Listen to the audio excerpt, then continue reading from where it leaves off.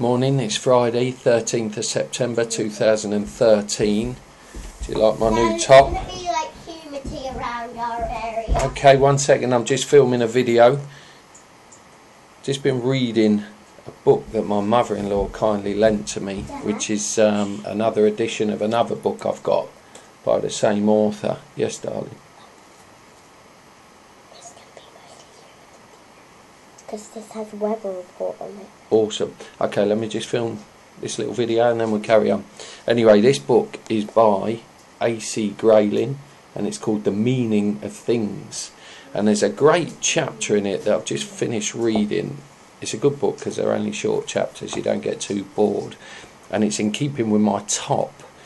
And the title of the chapter is Nationalism.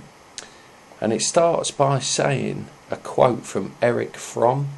Nationalism is our form of incest, is our idolatry, is our insanity. Patriotism is its cult. It goes on to say, nationalism is an evil. It causes wars. Its roots lie in xenophobia and racism. It is a recent phenomenon, an invention of the last few centuries, which has been of immense service to demagogues and tyrants, but to no one else.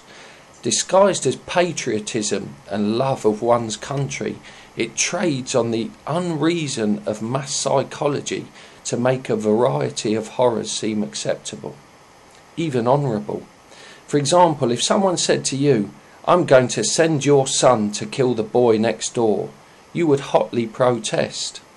But only let him seduce you with Queen and country, the fatherland, my country, right or wrong, and you would find yourself permitting him to send all our sons to kill, not just the sons of other people, but other people indiscriminately, which is what bombs and bullets do.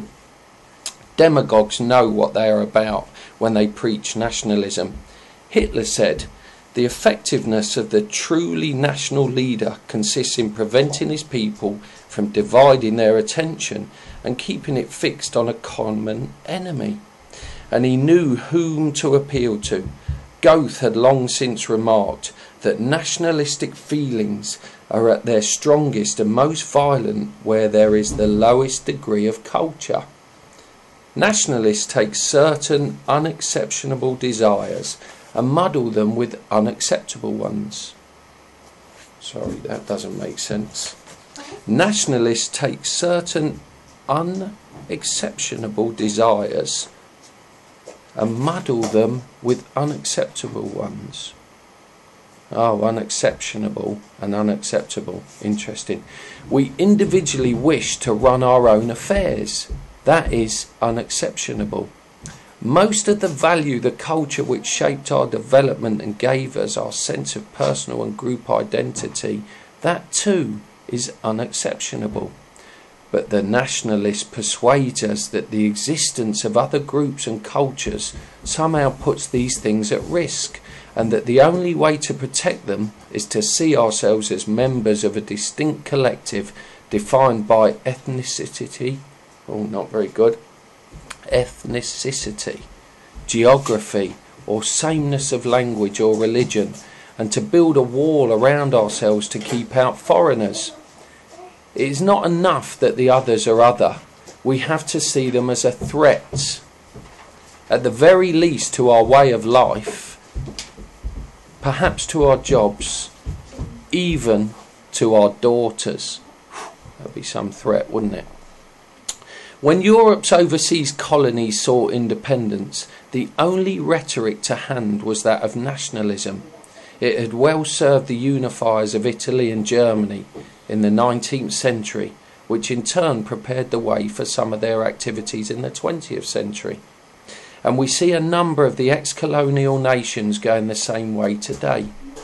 The idea of nationalism turns on that of a nation. The word is meaningless. All nations are mongrel, a mixture of so many immigrations and mixings of people over time that the idea of ethnicity, Jesus Dave, ethnicity, ethnicity. Ethnicity, that's what the word is, ethnicity, is largely comical. That's apt. Except in places where the boast has to be either that the community there remains so remote and disengaged, or so conquered for the greater part of history that it succeeded in keeping its gene pool pure. A cynic might say inbred. We know some people like that, don't we? What do they call them? The wrath of... No, that couldn't be. Much nonsense is talked about nations as entities. Emerson spoke of the genius of a nation as something separate from its numerical citizens. Girardeau described the spirit of a nation as the look in its eyes. Other such meaningless assertions abound. Nations are artificial constructs, their boundaries drawn in the blood of past wars. And one should not confuse culture and nationality. There is no country on earth which is not home to more than one different but usually coexisting culture. Cultural heritage is not the same thing as national identity. The blindness of people who fall for nationalistic demagoguery is surprising. Those who oppose closer relations in Europe, who seek to detach themselves from the larger communities to which they belong, do well to examine the lessons of such tragedies as the Balkan conflicts, or the same thing writ larger, Europe's bloody history in the 20th century.